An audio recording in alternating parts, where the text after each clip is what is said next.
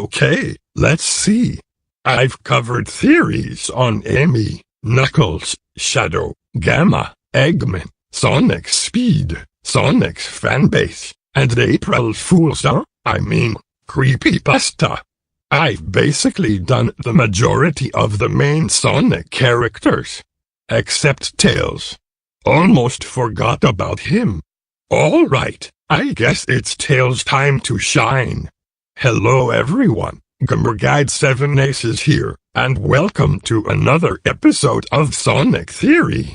When you think of Miles Tails Prower, you think of this cute little two-tailed fox who's not only Sonic's loyal sidekick, but a very intelligent character whose IQ and prowess rivals Dr. Eggman himself.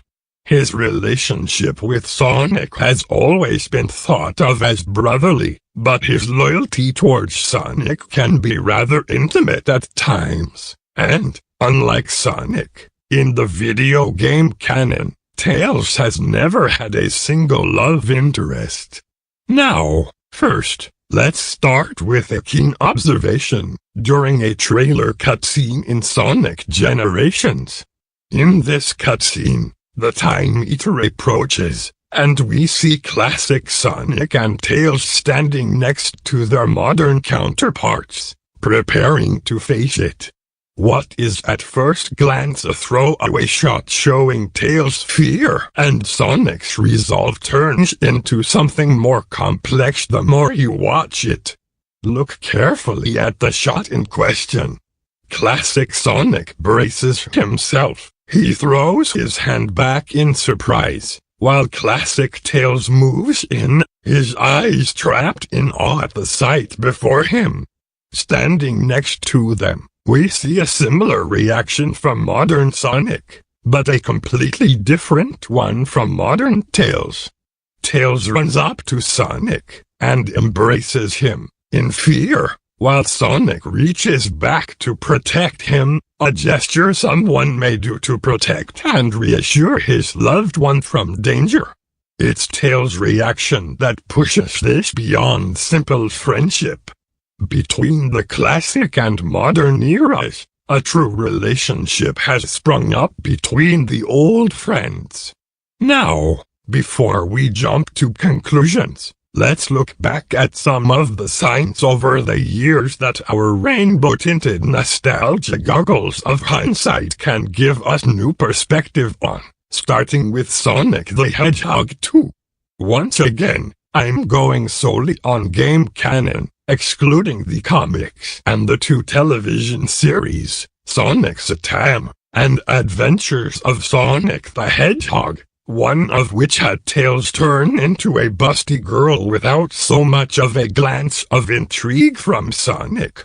Now, with only the video game canon we have, we're left to fill in the gaps about how Sonic befriended this two-tailed fox.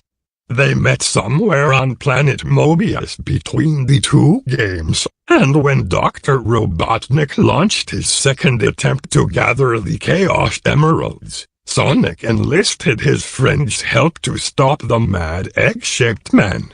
They run through the meadows and jump on springs, having the time of their lives on their quest to stop Robotnik, becoming closer and closer as they go. At the end of the game, Sonic stops Robotnik's plunge, and runs from the collapsing Death Egg, jumping out into nothingness, just in the nick of time. Tails, worried on the ground, acts fast and revs up the tornado with the help of his flicky friends, and together, they manage to catch Sonic as he falls, saving his life.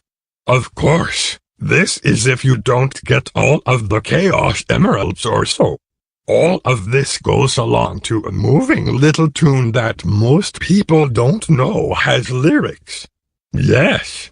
The ending theme of Sonic 2 was given an early 90s love song called Sweet Dream in English, and Sweet Sweet Sweet in Japanese, and was performed by the group Dreams Come True. The song was written by the game's composer, Masato Nakamura. In an interview, he said that he wrote this song with the express idea of also having the band version to make the game feel like more of a movie. While he may not have intended for the ending to imply a love connection between Sonic and Tails, that doesn't make it any less striking when you listen to it. It's a song of two lovers, pure and simple. It's also possible that he may not have known Tails was a male character at the time he wrote the music. Regardless of whether the relationship was intentional or not, it's really hard to look at that ending as platonic after hearing the full version with lyrics. So what is happening between them? At the end of Sonic 2, after adventuring together and saving all of their animal friends from Dr. Robotnik, Tails realizes that he's fallen for Sonic. He wants to take their friendship to the next level, but he's too afraid of how Sonic might react to approach the subject with him. Sonic may or may not be picking up on these vibes. As Super Sonic, he flies alongside the tornado, instead of on the wing, where he can talk with Tails. Tails never gets the chance to outright admit his feelings, because Super Sonic decides to move on ahead of the tornado, flying straight into Angel Island, without Tails. Now, depending on which timeline theory you accept, Sonic CD is either a precursor to Sonic 2 as evidenced only by the secret image found on the disc, or you accept the official timeline that Sega's Ken Barlow implied, making Sonic CD a precursor to Sonic 4 episode. Either way, three facts are apparent. Tails is missing. We're introduced to Amy Rose, and this takes place before Sonic Adventure. Okay, now, let's talk about the erotomaniac named Amy. Amy Rose is the first female love interest for Sonic, at least, that made it into the final games. The moment she lays eyes on him, Amy throws her arms around Sonic, but the player is forced to run away from her. She's kidnapped by Metal Sonic, and Sonic, despite not really caring for her, is honor-bound to play the hero and save her. To Sonic, this is his chance to play the knight in shining armor. If he can save her and stop Robotnik without the help of Tails or Knuckles, he can prove to himself that he's straight. The problem is, he doesn't really like Amy. The games try to play it off like he's too young to understand love or that he's just simply grossed out by her like a little boy might be afraid of cooties. This idea is supported by the fact that after saving her, he simply sets her down and runs away from her as fast as he can. We later learn in Sonic Adventure that he's really just annoyed by her presence, and quite simply wants nothing to do with her. It's not cooties or naivety, he is just not interested in her romantically. He is depressed by the slap-to-the-face realization that he may not be into women after all, and aches to run alongside his old friend once more. He's just too ashamed to face him, and too afraid to face the demons within himself. So he's gotta keep running, and go on a solo journey to find himself. Sadly, it doesn't last long, as life has a funny way of making him face his troubles again, and again. You can't run forever. If Sonic CD takes place as most fans think, between the first game and the second, then, immediately after running from Amy, he meets his new friend, Tails. Someone he'd rather be around, someone he can be himself around, someone who will eat chili dogs with him and collect rings. So, when Tails admits his love for Sonic at the end of 3, Sonic is in the same boat. The only difference is that, in his timeline, he already knows he doesn't really like girls before Tails confesses. Sonic still has to do the only thing he knows how to do and run from his problems on a quest to find himself. The first half of the Sonic 4 saga has Sonic by himself. He needs a return to form to clear his head, to run through the meadows and jump on springs, all by himself, just like the good old days. But his heart is empty. It drags him down with guilt for how he abandoned Tails. The new danger in his life requires that he swallow his pride for the first time in his life. Little Planet from Sonic CD is back, and this time, he needs help to take out Dr. Robotnik. He returns to Tails' workshop to make amends, because he needs his help. He is surprised to learn that Tails was one step ahead of him, and was already building a rocket to help Sonic save the day. The gesture touches Sonic's heart, knowing that even after abandoning his pal, Tails was right there waiting for him to come back. Sonic is torn by his own feelings. He tells the young fox that he just wants to be friends. He just wants to be by his side again. Everything starts off just fine and the two are getting along just like old times, but things eventually get awkward between them. During the final moments of the game, Sonic and Tails share an escape pod that sends them right into the new Death Egg in space. Yet, during their escape from the Death Egg, they take different paths. After the events of Sonic 4, Episode 2, Sonic's afraid that he may not be ready to be that close to Tails again, so he tells his pal that he needs a vacation and decides to go off on his own adventure. He runs from his best friend and his own feelings once again. Gotta go fast. The moment he arrives in the Totally Happening Station Square, Sonic runs into trouble. Trouble seems to follow him wherever he goes.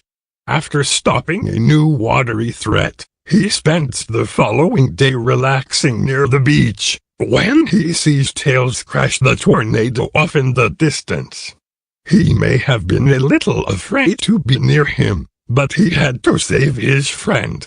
The adventure games have the most character development in the whole series, so there is a lot to digest here. Tails is blurry-eyed, recovering from his wreck, and looks up to find none other than Sonic the Hedgehog offering a hand to help him. Fate had brought them together again, it seemed. Sonic's no fool and quickly picks up on this, deciding to keep his distance as they collect the Chaos Emeralds. Every level they face together, Sonic tries to keep his distance from Tails. He laughs it off, calling it a playful race, but Tails realizes it's because Sonic is trying to avoid his feelings. Afterwards, the repaired tornado gets shot down by the egg carrier, causing a touching little memory to play in Tails' mind, reminding himself of why he fell for Sonic to begin with. The simplicity of running through the woods together. No drama, no outside influence, just the two of them having the time of their lives, just admiring Sonic from behind, best friends. He decides to fix up his prototype of the tornado too, and, his heart be damned, try to forget his feelings for Sonic. He runs off on his own, hoping that the next time he runs into Sonic, it can be as the friend he needs, and nothing more. Tails chases down the egg carrier in the tornado too, ready to save the day on his own, but happens to come across Sonic on the way, so they fly towards the egg carrier together. After a rough crash landing, The two run through the skydeck to try to get to Robotnik, and Tails finds that their time apart wasn't nearly as progressive for Sonic as it was for him. Once again, Sonic's turned their mission into a race. He tells himself that he can be strong. There isn't so much Sonic trying to run from him as it is Sonic running from himself, and he realizes it. He thinks he has everything under control, until Amy Rose shows up. The jealousy is instant. While Tails was away, Sonic runs into Amy and gets roped into taking her on a date to Twinkle Park. Sonic still finds that he wants nothing to do with the crazy girl, even after all this time, but her saves her once more, keeping his emotional distance. Sonic is now sure, once and for all, that he's not interested in girls. When the two people after his heart finally meet face to face on the egg carrier, he gets scared. Despite not saying a word about it, he thinks they're putting him on the spot, making him choose once and for all. Should he force himself to be with Amy because it's the right thing to do? Or should he open his heart and follow his rainbow? Instead, he chooses neither. He tells Tails to take Amy to safety while he runs off after Eggman alone. If he can just focus on the mission at hand, he might be able to forget about his heart. Meanwhile, Tails and Amy are alone together for the first time. They immediately register each other as rivals in love, but Tails is done fighting. Rather than fighting Eggman together, Sonic ditched him once again. That was the last straw. Tails decides he really needs to be his own fox to be strong for himself. He's a strong, independent fox boy who don't need no hedgehog. He leaves Amy by herself on a street corner to chase down Robotnik's last-minute effort to destroy Station Square and saves the day all by himself. He's so proud. He runs around in a victory march while the citizens of Station Square cheer him on. He's done it. He's validated himself. He saved the day and did it all without Sonic. He doesn't need Sonic anymore, and Sonic doesn't need him. Or so he tells himself. When Angel Island falls again, Tails tells him the bad news, and the two act professionally in using the emeralds to stop perfect chaos. Sonic takes off into the sunset after Robotnik, and Tails doesn't chase him. He lets him go. Sonic needs to go on a journey for himself. Tails hopes that Sonic will eventually open his heart, and once he does, it's going to be all right. But it still hurts Tails deep inside. That little part of him that still loves Sonic. His song in the game plays at the end of his story, with lyrics that sound of a high school girl with a crush on the coolest guy in class. But he's done with that. He's finally ready to get a hold of his life and start a journey of his own. Everything is a brave new challenge for him, but he will believe in himself because this is the only start for him. This is the time for him to get over his crush and move on. Some time passes, and Sonic's really starting to come to terms with himself. He's a gay hedgehog, and that's okay.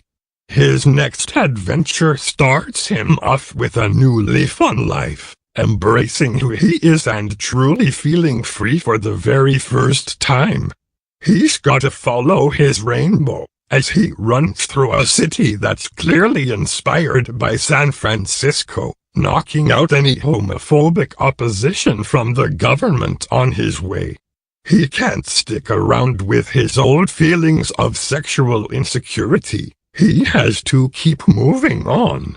There's no telling what lies ahead, but there's only one way to find out, and that's to follow his rainbow. So he runs, following his rainbow and running from the law, until he's stopped dead in his tracks by his antithesis, a gay-hating, lab-grown, ultra-hetero hedgehog named Shadow. Just as Sonic has accepted himself, Shadow comes in and questions his very right to existence. Sonic calls him fake, but Shadow insists that Sonic's the fake. Shadow, the representation of heterosexuality, says that he is the ultimate life form, the only true way. According to him, Sonic is unnatural and an abomination to all hedgehogs. Throughout the entire game, the two are butting heads. Sonic sees Shadow as a sad representation of his old self. A shadow, if you will. This shadow represents all he hates about his closeted self, and worse, Sonic still has that reputation. He's out and proud now, but everyone from Amy to the military agency hunting him still sees him as Shadow. He sets out to correct that, but he is captured and thrown in prison by a homophobic military. Shadow, however, is scorned and out for revenge after the death of female, human love, Maria. Seeing Sonic act so carefree, open, and ready to love sets him on edge, because he's under the impression that the only love in the world is the kind he once had. Hetero-bestiality. He can't accept it being any other way, so he holds a personal vendetta against Sonic, while at the same time fighting against him to make his ultimate plan come true.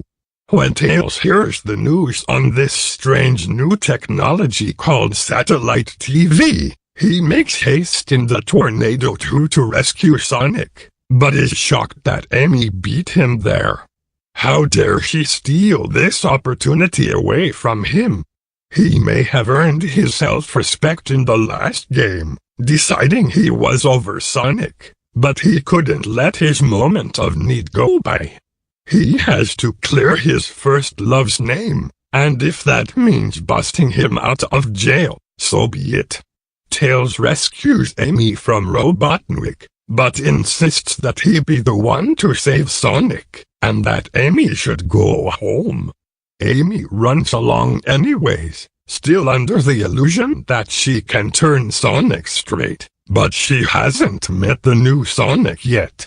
Amy reaches the jail cell before Tails, and after a brief interaction, we see that Sonic still wants nothing to do with her. She even offers Sonic a deal to marry her, but he says no way. Amy opens the cell and moves on with the plot, but as soon as Sonic finds out what he needs to know, he runs from her, making it clear where he stands. After this scene, Amy starts to back off her pursuit of Sonic a little. Tails is a new fox, who don't need no man, so when it comes to Sonic, he tries to remain purely professional. He wanted to save Sonic because it's the right thing to do, not because it'll score him points. Or so he tells himself. The two keep their distance for the whole game. They don't even act as friends. The only time they're ever together is when they have to chase the president. Even then, they act as if it's strictly business, and part ways once again. They can't stand to be around each other because the tension is too much for them to handle. This all comes to a climax at the end of the game on the Space Colony arc. Tails and Amy are left to watch from the relative safety of the ship, as Sonic and Shadow put their differences aside to fight for their lives, and the lives of all Mobians against a common enemy. By now, Shadow has acknowledged by getting his ass beaten a few times that Sonic being gay is perfectly fine, and maybe even superior to his own closed-minded conservative self, though he'd be too proud to admit it.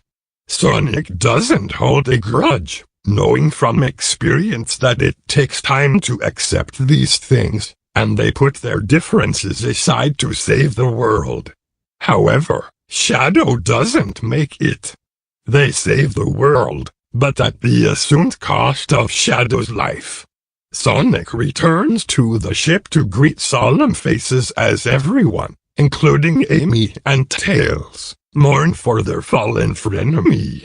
Sonic holds his chin up, though, and offers words of encouragement, finally acknowledging that Shadow was a true hedgehog. Everyone has a moment of quiet reflection on the choices in their lives, with even Dr. Robotnik finding words of encouragement from Tails. Shadow may have been a homophobic dick, but in the end, he brought everyone together. Despite putting on a brave face, Tails' heart is broken. He realizes that it could have just as easily been Sonic who died, and decides that holding a grudge and being angry is a waste of a life. It was time to forgive Sonic for running out on him and truly enjoy just being by his side. Sonic's ready to face Tails again, too. Life is too short to run away from your friends. You should run beside them, together, towards the same goals. They return home together, unsure of what their future holds, but ready for anything, because, for the first time in months, they are truly at each other's sides. Live and learn, or so they say. The two decide to hang out together, just like old times, but as friends. They learn to be around each other, once more, without having the tension. They can be pals without it being awkward once again, just like when they first met all those years ago. One day, Sonic offers to have a night out together, just him and Tails. He decides to take Tails to the latest, greatest offering in the world, or out of this world. Eggman's incredible interstellar amusement park. Tails is awestruck at the gesture and excited to spend time alone with Sonic for the first time in ages. And Sonic swears up and down that this isn't a date. He did admit that it put Amy's Twinkle Park day to shame, though. Sonic turns to Tails as they approach the landing, and says, "Just take my hand. We're gonna reach for the stars tonight." Tails reluctantly grabs his hand, and together they explore the fantastic amusement park that they have all to themselves. Danger lurks its head around the corner as soon as they arrive when they witness some aliens being captured by Robotnik for use in his newest evil plot. A giant mind control beam he aims to use on the entire planet below. Sonic and Tails help each other out as they work to stop Robotnik's plan, destroying one mechanical menace after another. At one point in the story, their friendship is really put to the test. They just finally rebuilt it to what it was years ago, but Robotnik, being a gay hedgehog-hating asshole, has a plan to ruin this bond and ultimately defeat Sonic. He wants to use a prototype of his mind control beam on Sonic to make him do his hetero bidding. But Tails' heart jumps into his throat and he manages to knock his love out of danger's way. This results in Tails being hit with the beam. Sonic doesn't know how to react. He refuses to hurt his friend. Luckily, before Sonic is forced to make an unforgivable decision, the beam runs out of power. Sonic catches Tails in his arms, and after making sure he's okay, they have a quick laugh at the situation before Sonic goes off to defeat Robotnik again. It's one thing to trap his animal friends in robotic shells, but you dare threaten to break him apart from Tails. This time, it's personal. Sonic defeats Robotnik, not just for himself, but in a victory for all gay animals everywhere who dare to be themselves. By the end of the game, Sonic and Tails have grown closer than ever, set to the romantic backdrop of the most wonderful park, beautiful friendly new aliens, and saving the day together just like old times. Tails finally allows his heart to beat once more. Tails proved in his heroic moment that he truly loved Sonic, and Sonic finally reciprocated that by avenging Tails and beating Robotnik for trying to tear them apart. They reached for the stars, all right, and found something magical. True love. Which brings us back to Generations and that cute shot of Sonic protecting the love of his life. Their journey was incredible and had its ups and downs, but they made it through together. In the end, they're running side by side, hand in hand, just how it should have been. Confronting their past, and reliving all of their brightest and darkest moments in Sonic Generations only steeled resolve that their feelings were true and just. When they part ways with their past selves at the end of the game, Sonic gives his best self a thumbs up, and in a really forced tone of positivity, choking back the guilt of all the running his best self has yet to do, he offers simple words of encouragement. So there you have it, folks. Oh wait, how Sonic the Hedgehog can display a positive and accurate representation of homosexuality in gaming, other than Mass Effect. His struggles were real, and identifiable with anyone who's ever explored their feelings, and been scared of what they found, just as he had so many times before. But just like Sonic, you can embrace those feelings, and turn that running into something positive. Run towards your goals and who you really are, don't run away from them. Run towards them and be free, follow your rainbow. Who knew all these allegories could be hidden in kids' games? Well, as Joss Whedon once said, all worthy work is open to interpretations that the author did not intend. And isn't that the whole point of these Sonic theories? To interpret a character, story, or piece of work in a way that makes sense and speaks to people from all walks of life, even if that wasn't the original intention? Well, thank goodness for that, because that is why Sonic could possibly be the best representation of self-acceptance ever to grace a platformer.